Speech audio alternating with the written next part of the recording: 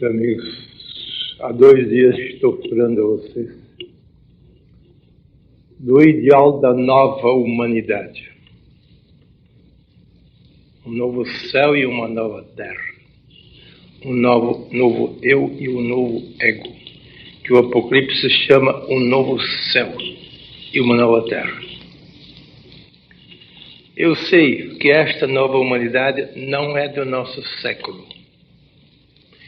Nem será provavelmente do 3º milênio, nem do fim do 2º milênio, nem talvez do 4º, do 5º milênio. Isto é um ideal longínquo da humanidade, antecipado pelo Cristo, mas não realizado pelos seus discípulos. Isto é um ideal, um farol em praia longínqua. Mas eu sei que isto não vai ser realizado tão cedo. Mas é bom saber qual é a direção. Mesmo que o farol não seja visível ainda, a luz espargida no espaço dá mais ou menos a direção que devemos tomar. A presente humanidade não está nesse regime, que seria regime de pura cosmoterapia, até de cristocosmoterapia, a nova humanidade. A nossa humanidade está ainda na velha alopatia e mesmo na velha homeopatia espiritual, que são do ego. O ego melhorado, mas não o ego superado. Aqui de frente de vós está um símbolo misterioso, uma cruz branca cósmica. Uma cruz cósmica, que é a cruz da vida eterna e da glória. Este é o eu plenamente realizado que está aqui diante de vós.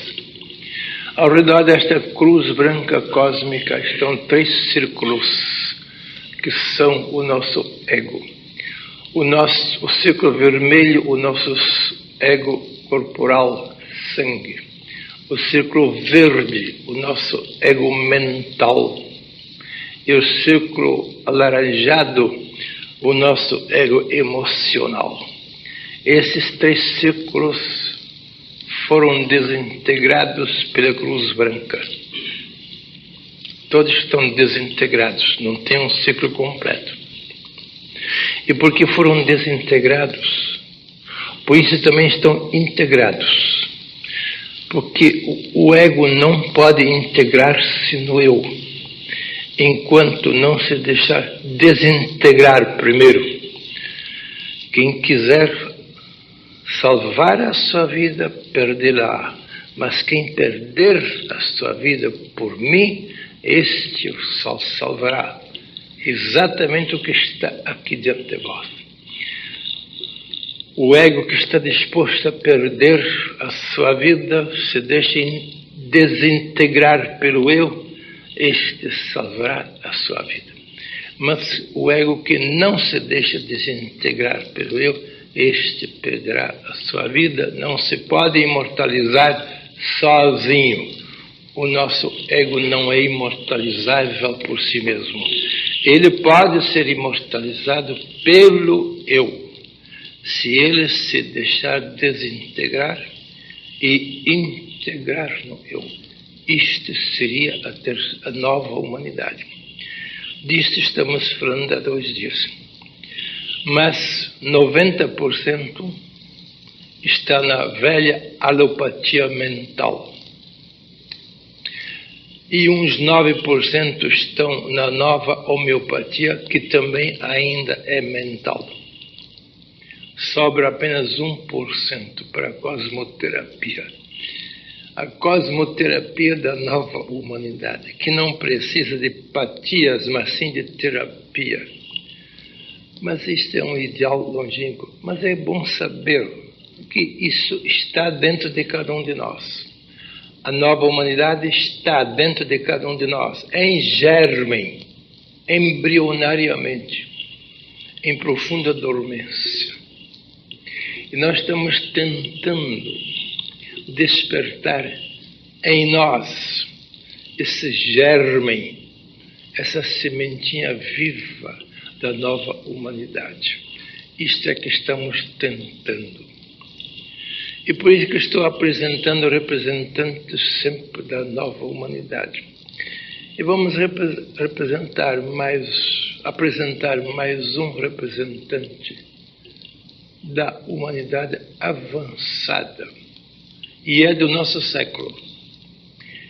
Quando nós lemos a vida dos santos, sempre temos a impressão de que a santidade só pode ser do passado, que no presente não pode haver santos, porque nós temos uma ideia estranha de santidade.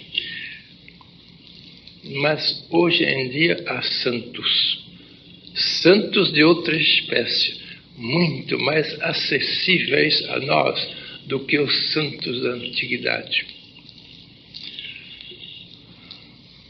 Ainda há poucos decênios vivia na Europa um jovem estudante da Universidade de Estrasburgo, na Alsácia-Lorena, que nesse tempo era da Alemanha.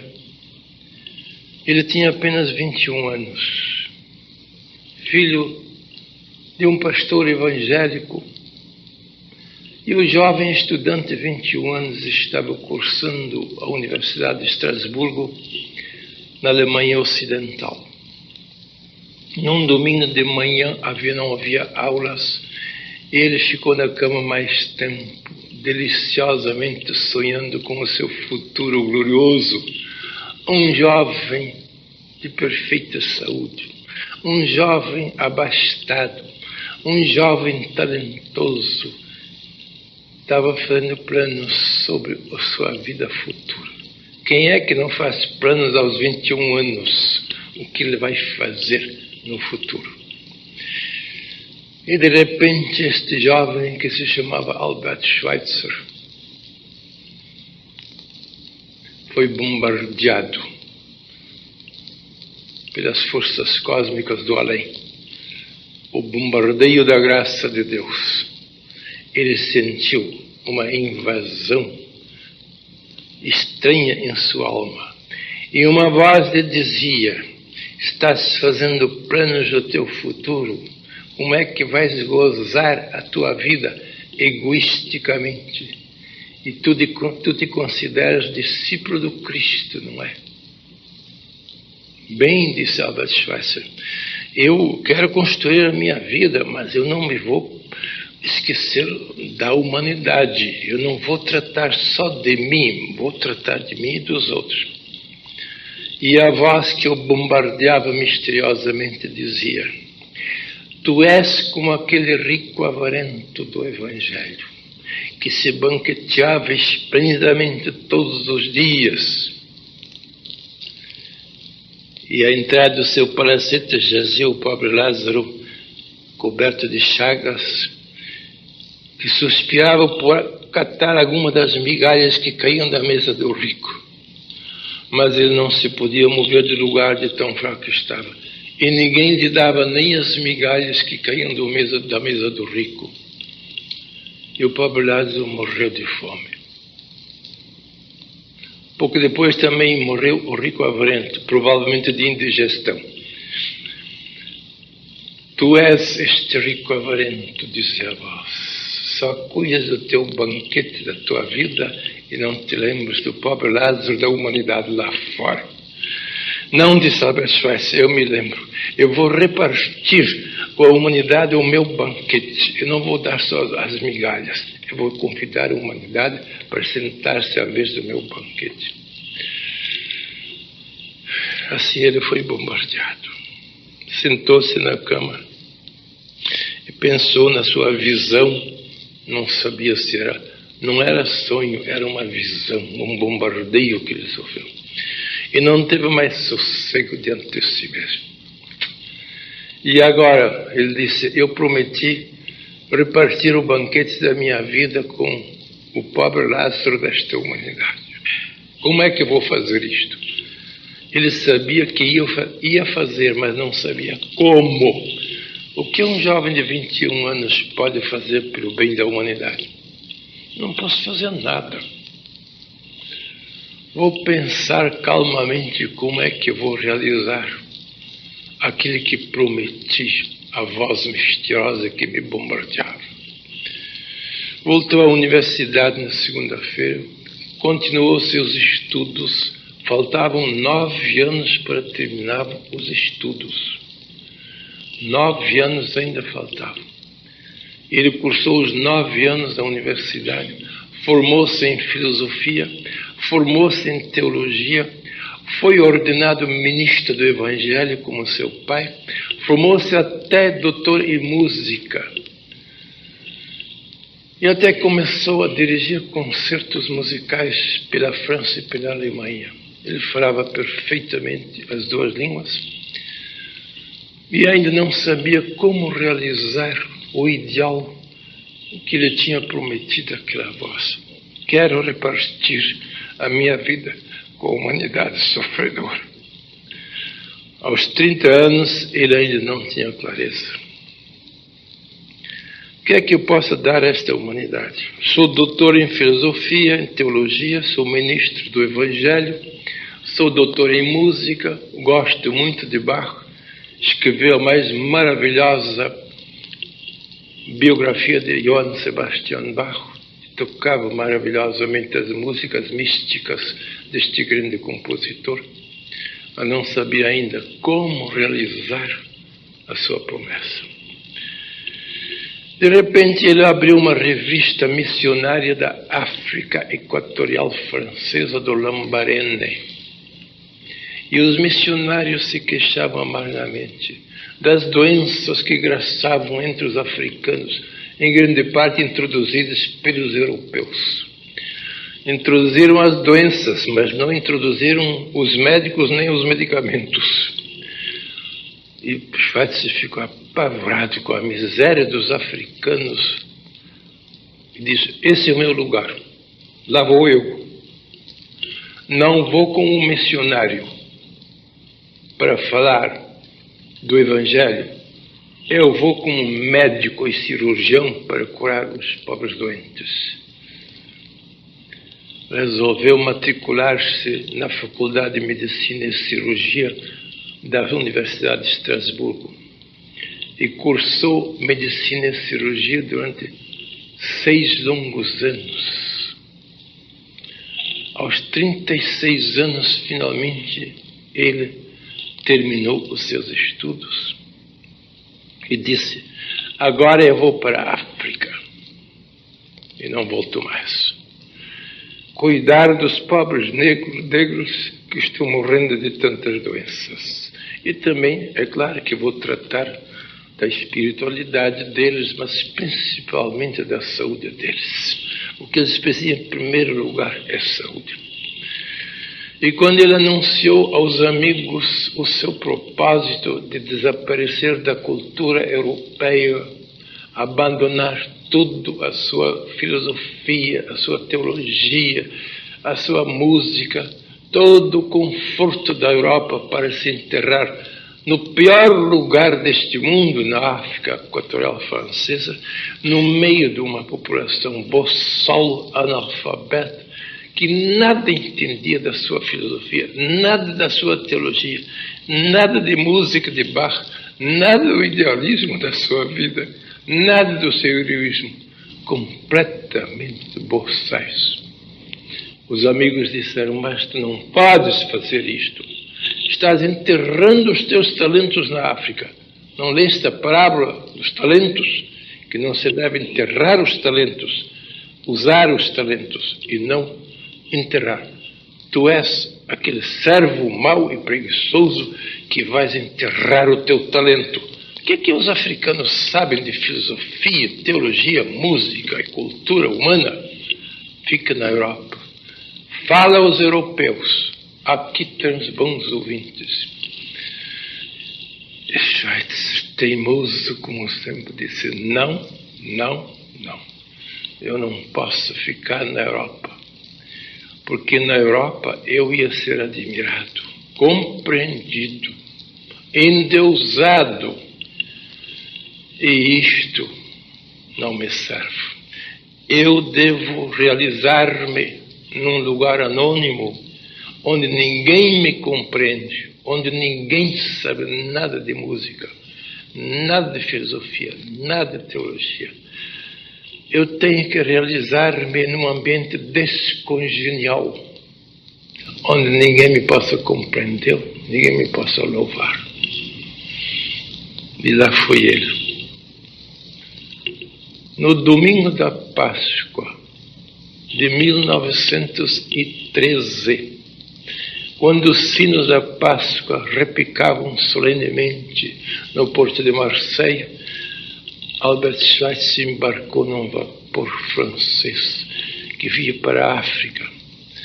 Mas antes de embarcar, ele ainda resolveu casar com uma enfermeira, porque um médico não pode trabalhar sem enfermeira. E o melhor é que a enfermeira seja a sua própria esposa. Casou com Helena Breslau, que tinha o mesmo ideal que ele tinha, e os dois recém-casados embarcaram num vapor francês no domingo da Páscoa, quando os sinos repicavam para as missas. Lá se vão os dois aventureiros do reino de Deus fazer a sua viagem de núpcias no pior lugar do mundo. Geralmente os recém-casados procuram um lugar idílico, muito bonito, para fazer as suas viagens de núpcias. Mas estes dois sempre são contramão. Lá vão eles para um lugar infernal, um clima insuportável no meio da Mata Virgem, numa população boçal sem conforto nem nada. Lá vão os dois aventureiros embarcar num vapor.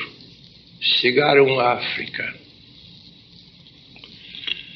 Encontraram uma casinha modestíssima que uns amigos lhe ofereceram, que os missionários lhe ofereceram, mais que modesta.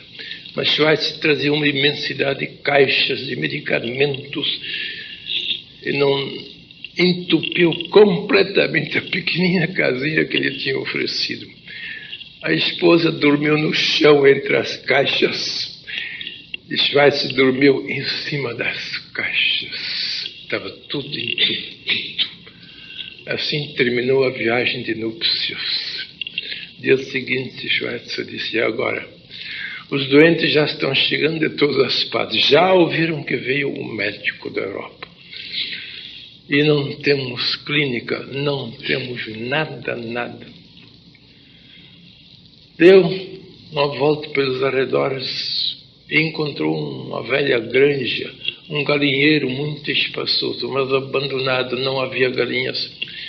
Ele disse à sua esposa, Dona Helena Breslau Schweitzer: vamos reconstruir esse galinheiro aqui, dá para umas camas. Vamos fazer a nossa primeira clínica aqui, né? Se tiver o galinheiro. Cortou folhas de palmeira, não tinha mais telhado, lá não se usa telha, usa folha de palmeira. E os dois cobriram outra vez o galinheiro com folhas de palmeira para o tempo de chuva. Reconstruíram precariamente o galinheiro e deu para 8 camas. Foi a primeira clínica de Schweitzer lá na África. E começou a medicar os doentes e começou a trabalhar de cirurgia. Mesa de cirurgia não havia. Ele armou uma mesa de bambu, de taquara, debaixo de uma figueira, uma mesa ao ar livre, onde ele operava os doentes. E assim começou a vida de Schweitzer na África. E continuou por 52 anos consecutivos. De vez em quando dava um pulinho para a Europa para se abastecer das coisas necessárias, mas por via da regra estava na África. Sua esposa não aguentou muitos anos. E a filhinha que tiveram na África também aguentou poucos anos no clima horrível da África. Esposa e filha tiveram que voltar para a Europa. E Schweitzer ficou sozinho o resto da vida. Mais de 30 anos ele ficou sozinho, trabalhando gratuitamente entre os negros. veio a Primeira Guerra Mundial do Kaiser. E com ele, como cidadão alemão, num território francês, embora tivesse muitos amigos aí, segundo as leis desumanas da nossa humanidade, teve que ir para o campo de concentração. Primeiro na África, depois foi transportado para a França, onde ele passou no campo de concentração na França até o fim da Primeira Guerra Mundial. Voltou para a África e não encontrou mais nada. Tudo roubado, tudo destruído, nada, nem ferramenta, nem medicamento, nem em casa, nem nada. Voltou para a Europa. Arranjar dinheiro para refazer os seus trabalhos na África. Levou anos inteiros dando concertos musicais na Suécia, na Noruega, na Dinamarca. A Alemanha estava devastada, não podia fazer nada. Mas esses países nórdicos o ajudaram para refazer. Anos inteiros dando concertos. Voltou para a África, sozinho. Reconstruiu a sua clínica e continuou a trabalhar até os 90 anos de idade. Não são os trabalhos que matam a gente, são outras coisas que matam. Com todo o desconforto terrível, chegou a 90 anos. E 52 anos nas terríveis provações africanas. Pergunta-se por que um homem faz isto. Consta lá fora nas biografias dele que ele amava tantos africanos, que ele tinha uma paixão especial pelos negros boçais e analfabetos. Tudo isto é ilusão. Ele não tinha mais amor aos africanos do que aos europeus. Ele não foi por amor aos africanos. Ele foi por amor à sua autorrealização. Porque ele viu, se eu ficar na Europa com os meus talentos, minha filosofia, minha facilidade de fazer discursos em 2 línguas, e minha música e tudo isto, eu vou ser endeusado aqui. O meu ego vai engordar terrivelmente aqui. Queira ou não queira, eu vou ser objeto de louvores, de admiração de toda a espécie. Não. Eu quero realizar-me num ambiente anônimo, num ambiente onde ninguém me compreenda, ninguém saiba nada de mim. Eu quero prestar um serviço integral à humanidade, porque sem isto eu não me posso realizar. Assim são os santos modernos. Os santos antigos procuravam flagelos, procuravam martírios, flagelavam-se até o sangue para serem santos. Os grandes ascetas da solidão, Santo Antão do Egito, Santo Inácio de Loyola, e em grande parte até Francisco de Assis, ainda são santos do tipo obsoleto, antigo, que naquele tempo era isto. Os santos modernos substituíram os flagelos arbitrários pelos flagelos da própria humanidade. A nossa humanidade nos flagela bastante. Se nós quisermos prestar serviços gratuitos à humanidade, podemos estar certos que vamos ser crucificados, mortos e sepultados de qualquer jeito, mesmo que não seja fisicamente, socialmente vamos passar por tudo isto, porque ninguém pode compreender que a gente destoe da constituição da nossa velha egocracia. Porque nós vivemos na egocracia, no domínio do ego. E se alguém sai fora da Constituição, ele é considerado um corpo estranho, um bloco errático, um meteoro em plena noite, e ninguém o compreende. A nossa querida humanidade se encarrega de nos flagelar, de nos crucificar de todos os modos. Por isso os santos modernos não precisam de martirizar-se. A humanidade sabe como fazer isto, porque ninguém serve impunemente.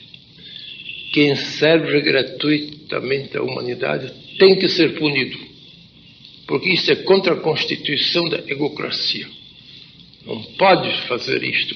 Tem que ser egoísta com os egoístas, e não pode ser outra coisa. Por isso, estes representantes da nova humanidade são sempre blocos erráticos, pedras estranhas em vasta planície com a qual eles não têm a menor afinidade, que chamam blocos erráticos na ciência. E assim eles vivem numa solidão em plena sociedade. Ninguém os compreende, muitos os incompreendem e muitíssimos os descompreendem até. Este é um ambiente propício para a autorrealização, porque isto é a morte do nosso velho ego. Falei muito na libertação. Libertação da escravidão material. Libertação da escravidão sexual. Libertação da escravidão social. Os santos modernos sabem como realizar esta libertação. Prestar serviços gratuitos à humanidade, sem esperar admiração, sem esperar gratidão, sem esperar recompensa e compreensão de espécie alguma. Peregrinos do infinito, na solidão de todos os finitos, vivem num grande deserto da humanidade, mas vivem na melhor companhia cósmica do infinito. São rodeados das grandes entidades invisíveis, mas neste mundo ninguém os compreende. Quer dizer que de vez em quando sempre aparece um representante da nova humanidade. Nós estamos ainda na primeira humanidade, engatinhando no jardim de infância do nosso querido ego, tentando melhorar um pouquinho a nossa alopatia mental por uma homeopatia também mental, mas não atingimos ainda a cosmoterapia espiritual, muito longínqua. Mas convém manter os olhos fitos nesse farol longínquo da cosmoterapia. Uma vez escrevi um livro com este título. Foi todo batido a máquina. Deixei descansar um ano depois reli e o enterrei lá no fundo dos papéis velhos. Por quê? Porque fiquei horrorizado de ter escrito um livro para a humanidade do 5º século, ou do 5º milênio, do 5º milênio, ou do 6º milênio. Eu devia escrever um livro para a humanidade do 2º milênio. Esse livro não era do 2º milênio. Então resolvi enterrá-lo para sempre, até hoje, e nunca vai sair. Por quê? Que adianta falar uma humanidade do futuro que não vai ver nada destes livros? Por que não escrever para a humanidade do presente? Meus amigos, de vez em quando é bom acender um farol longínquo, mesmo invisível, que lança os seus clarões para o espaço, sem ser visto ele mesmo. Porque a humanidade, pelo menos, pode dizer, é nesta direção que nós devíamos ir. Não vamos alcançar o porto onde está o farol, mas ao menos sabemos mais ou menos a direção em que se deve ir. O Cristo não fez isto. O que ele disse no 1º século não foi compreendido no 1º século, nem foi compreendido no século XX. É claro que nós fabricamos um cristianismo teológico, mas não tem nada a ver com o Cristo. A cristicidade do Cristo não é compreensível pela humanidade do cristianismo em que nós vivemos. Porque o que ele disse a seus discípulos, que também não o compreenderam, e disseram, isso deve ser uma fábula, uma parábola, o que ele está dizendo, mas não se pode compreender. O Evangelho diz a cada momento, eles, porém, não compreenderam nada disto. Era uma parábola obscura. Durante 3 anos ele andou falando aos seus discípulos do reino de Deus que está dentro de vós. A luz que está debaixo do velador. Tirai a vossa luz debaixo do velador opaco. Colocai a vossa luz no alto do candelabro para iluminar a todos que estão lá em casa. Os discípulos ouviram isso. O que é que ele está dizendo? É que dentro de nós está uma luz debaixo de um velador opaco e que nós devemos tirar esta luz do reino de Deus e colocar no alto do candelabro. O que ele quer dizer com isto? Não há nenhuma luz em nós, não temos nenhum candelabro, não temos nem sequer um velador. Eles não entenderam nada, porque Jesus sempre falava em parábolas misteriosas. Jesus, sem compreender o que, afinal de contas, ele queria dizer com o reino de Deus, que não vem de fora, nem se pode dizer, ele aqui, ele acolá, mas que o reino de Deus está dentro de vós. Mas é um tesouro oculto, é uma luz debaixo do velador, é uma pérola preciosa no fundo do mar, ele disse. Tudo isso ele disse. E os discípulos dele, os contemporâneos, não entenderam nada, mas felizmente aceitaram tudo. Compreenderam nada, mas aceitaram tudo, mesmo sem compreender. E no fim do 3º ano, o mestre disse, bem, agora convém a vós que eu me vá embora, porque se eu não me for embora, o Espírito da verdade não pode vir a vós. Mas o Espírito da verdade virá e vos fará compreender tudo o que eu vos tenho dito em 3 anos. Porque ele tomará do que é meu. Eu vou lhe explicar. Eles ouviram isto no dia da ascensão. E o mestre disse, por isso, ficar reunidos em oração permanente, em meditação contínua, até que venha sobre vós o Espírito da verdade. Eles obedeceram. Obedientes eles sempre eram. Não compreenderam nada, mas obedeceram.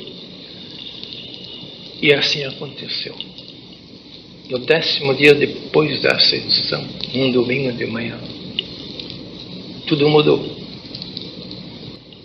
Houve a grande eclosão crística. Depois de uma longa incubação de 3 anos e de uma incubação intensa de 9 dias de meditação, aconteceu a grande eclosão do reino de Deus em 120 pessoas, diz mestre Lucas. Não eram só aqueles poucos, aliás, Judas se tinha suicidado, mas havia ainda 11 dos 12, mas eram 120 que eram dos outros discípulos mais distantes, mas que eu tinha acompanhado também. Aconteceu a grande eclosão crística do reino de Deus, a primeira iniciação crística deste mundo. Foram realmente iniciados na compreensão do mistério do reino de Deus. E a tal ponto foram permeados, completamente penetrados por essa nova luz. Não eram iluminados, eram lucificados. Quando a luz ilumina uma tábua opaca, ela é luminosa só por um lado, mas do outro lado ele continua escuro. Isto é iluminar. Mas quando uma luz bate num cristal transparente, não fica nenhuma sombra. Porque a luz penetra totalmente o cristal. E não se sabe mais onde termina o cristal e onde começa a luz. É tudo uma coisa só. Cristal e luz são quase a mesma coisa. Assim aconteceu no primeiro Pentecostes. Os 120 não foram iluminados foram lucificados, permeados de luz intensa. O seu ego foi completamente lucificado pelo seu eu. O ego opaco, 3 anos, um ego opaco, apenas iluminado por um lado, mas completamente escuro por dentro e pelo outro lado.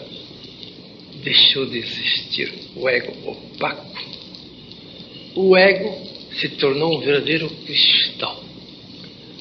A luz do eu penetrou a tal ponto que eles se transformaram também no seu ego humano, no seu ego material, no seu ego mental, no seu ego emocional. Tudo estava lucificado. Tornaram-se, como diz Paulo de Tarso, novas criaturas em Cristo.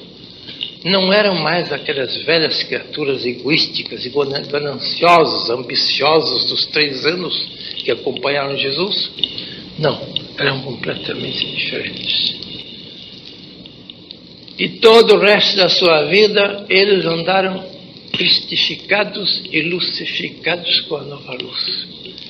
Começou o verdadeiro cristianismo, que eu não gosto de chamar cristianismo. Vamos dizer que começou a verdadeira cristicidade. A cristicidade cósmica começou num domingo de manhã, e Lucas faz questão de dizer que era num domingo de manhã, e que era às 9 horas da manhã, ele diz, e que era precisamente no 10º dia depois da ascensão. Nós sabemos que Jesus morreu no dia 7 de abril do ano 33, isso nós sabemos com certeza. Contando daí mais 50 dias, da Páscoa em diante são 50 dias, mais uns poucos antes da Páscoa, dá mais ou menos no dia 30 de maio do ano 33, às 9 horas da manhã, num domingo, diz Lucas, aconteceu este estranho fenômeno. O início da cristicidade nesta terra foi no dia 30 de maio do ano 33, às 9 horas de manhã, num domingo. E Lucas descreve isto nos Atos dos Apóstolos de um modo estranho. Ele diz que no 10º dia de manhã, às 9 horas, houve uma tempestade violenta. Sacudiu aquela casa onde estavam reunidos no cenáculo. Não houve nenhuma tempestade. Ninguém soube nada de tempestade lá fora. É claro que a tempestade era dentro deles. O ego sofreu uma tremenda tempestade, talvez um terremoto. Acabou o velho ego, através de terremoto e tempestade.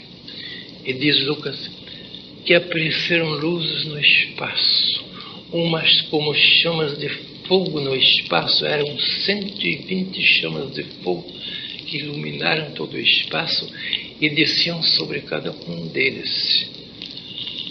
Era sempre o fenômeno do fogo e da luz. Fogo e luz são sempre associados. O fogo é terrivelmente destruidor e a luz é vivificadora. O fogo destrói tudo e a luz alimenta a vida de todas as coisas. Não há luz, não há vida onde não há luz. A luz é indispensável para toda a vida. E o fogo destrói tudo. Aqui houve a destruição do ego pelo fogo e a iluminação do eu pela luz. Isto aconteceu no domingo de manhã no Pentecostes. Destruição e construção ao mesmo tempo. Não sobrou nada do velho ego, destruído pelo fogo, e começou a nascer o novo eu. A luz do Espírito Santo, do Espírito Cósmico. Santo nas outras línguas é cósmico, é universal.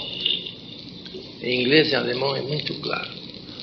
Whole, universal, o Heil em alemão quer dizer universal. E holy é santo, e heilig em alemão. A palavra universal e santo é sempre a mesma nas outras línguas. O Espírito Cósmico despertou neles.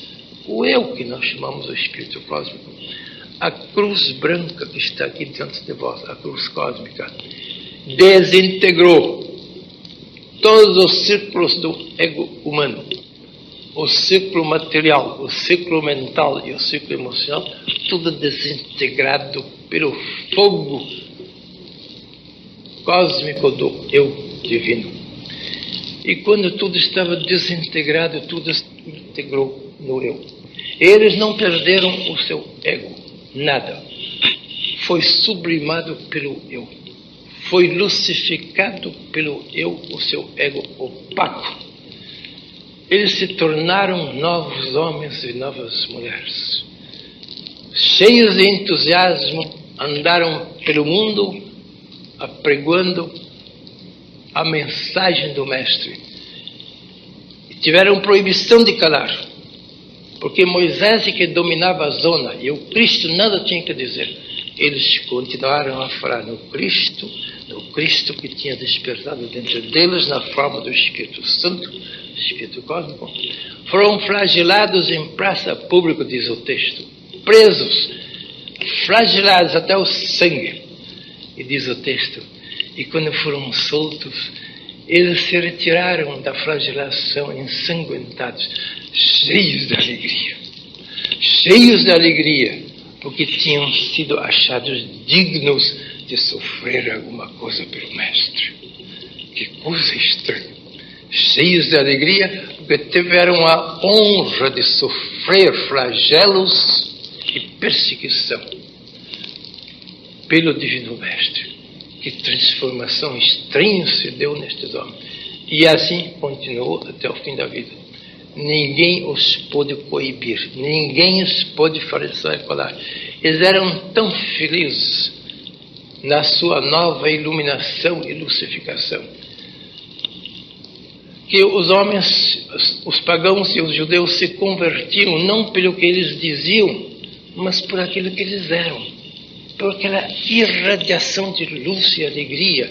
Todo mundo se convertia. 3.000, diz o texto, se converteram num dia. E depois já 5.000 se converteram ao Cristo, não pelo que eles diziam, mas por aquilo que eles eram. Eles eram novas criaturas, radiantes e felizes, e todos queriam saber esse mistério da felicidade em que eles viviam. Assim começou a cristicidade neste mundo, e assim durou durante 3 séculos, em que os cristãos foram perseguidos pelo Império Romano e tiveram que desaparecer da face da terra. Desceram ao fundo da terra nas catacumbas e viveram 3 séculos debaixo da terra, felizes, bem-aventurados, porque ainda estavam com a luz do Cristo nas suas almas. No fim do 3º século, eles tiveram liberdade de sair das catacumbas pelo Edito de Milão, no ano 313 de Constantino Magno. E agora começou o cristianismo que nós conhecemos. O cristianismo que nós conhecemos, este está dominando o Ocidente. Nasceu no ano 313 em Milão, que naquele tempo era a capital do Império Romano.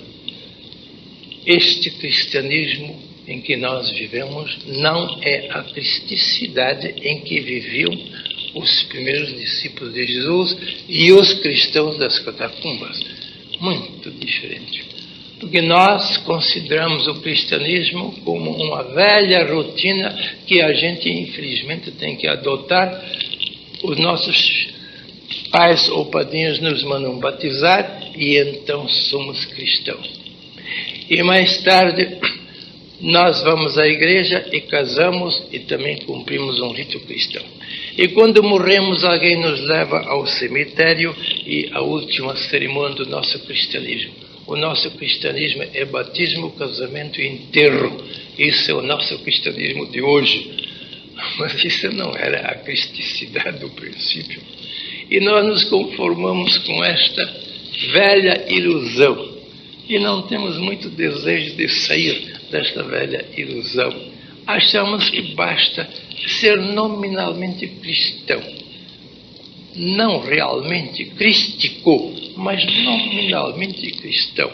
O velho ego gosta da rotina, e nós vivemos nesta rotina desde o quarto século até agora.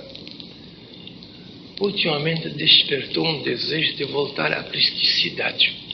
Alguns têm um desejo intenso de reaver o espírito da cristicidade primitiva. Será que nós vamos tomar parte dessa cristicidade primitiva que tornava os homens heróis e tão felizes? A saída das catacumbas era a entrada no Coliseu. Quando um cristão saía das catacumbas, da penumbra das catacumbas, entrava no martírio do Coliseu, jogado às feras. Mas eles não ligavam. Viver e morrer era a mesma coisa para eles, porque eles sabiam que eles não podiam morrer realmente, embora dilacerados pelos leões da África ou pelas panteras da Mesopotâmia. Isso não fazia mal. Eles apenas podiam atingir o seu corpo, mas sua alma continuava a viver do mesmo modo como se nada tivesse acontecido. Isto era o espírito daqueles heróis da cristandade dos primeiros 3 séculos. Agora estamos enfastiados em grande parte do nosso cristianismo de quase 2000 anos e estamos tendo uma certa fome da cristicidade dos primeiros tempos, que ainda continua dentro de cada um de nós. Tertuliano, o grande escritor cartaginês do 2º século, cristão, disse num dos seus livros: toda alma humana é crística por sua própria natureza. Nós traduzimos cristão, mas hoje em dia cristão é um pejorativo. Temos que dizer crístico. Toda alma humana é crística por sua própria natureza. E nós estamos sentindo a cristicidade da nossa alma, a divindade da nossa alma, porque ela é essencialmente divina. Estamos com certas saudades da cristicidade perdida e com certo fastio do nosso pobre cristianismo agonizante. A cristicidade está ressurgindo e o cristianismo teológico está agonizante no mundo inteiro. Não precisamos dar pêsames ao cristianismo por causa disto. Devemos dar os parabéns aos cristificados, embora sejam poucos ainda hoje em dia. E por que é que nós não podíamos ser destes neocristificados, reavendo os grandes ideais do princípio da nossa era chamada cristã? Estamos aqui com este fim. Se superarmos as velhas escravidões do nosso ego humano, embora cristão, mas sempre cheio de escravidões, se superarmos estas tríplices escravidões, então vamos reaver a cristicidade feliz dos nossos irmãos dos primeiros tempos, que eram heróis na vida e na morte, no gozo e no sofrimento, sempre felizes.